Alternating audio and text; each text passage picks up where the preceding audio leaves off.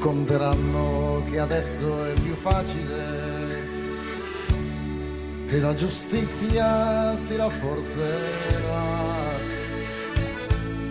che la ragione servire il più forte è un calcio in culo all'umanità. Ditemi ora se tutto è mutevole, se il criminale fu chi assassino o l'interesse così prepotente che conta solo chi più sterminò. Romba il potere che detta le regole, cade la voce della libertà, mentre sui conti dei lupi economici non resta il sangue di chi pagherà. Italia d'oro, frutto del lavoro. Ciao macchinetta, dove vai? Cosa si trova sul cammino? Italia nera, sotto la bandiera, vecchia vivandiera, te ne sbatti di noi. Buongiorno, mi chiamo Alessio Gallerani, abito qui a San Bartolomeo in Bosco.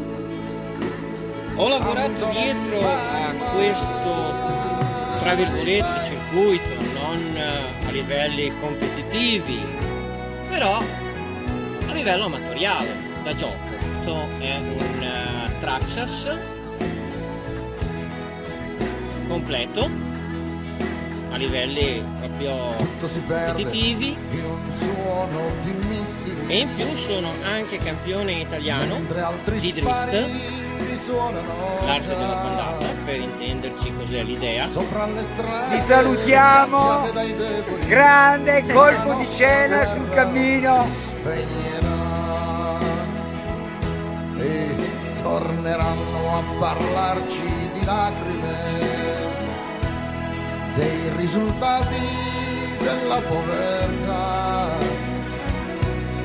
delle tangenti e dei boss tutti liberi, di un'altra bomba scoppiata in città. Spero soltanto di stare tra gli uomini, che l'ignoranza non la spunterà, che smetteremo di essere complici, che cambieremo chi deciderà. Italia d'oro, frutto del lavoro, cinta dalla loro, trovati una scusa, tu se lo puoi. Italia nera, sotto la bandiera, vecchia vivandiera, te ne sbatti di noi, mangiati quel che vuoi, fin quando lo potrai, tanto non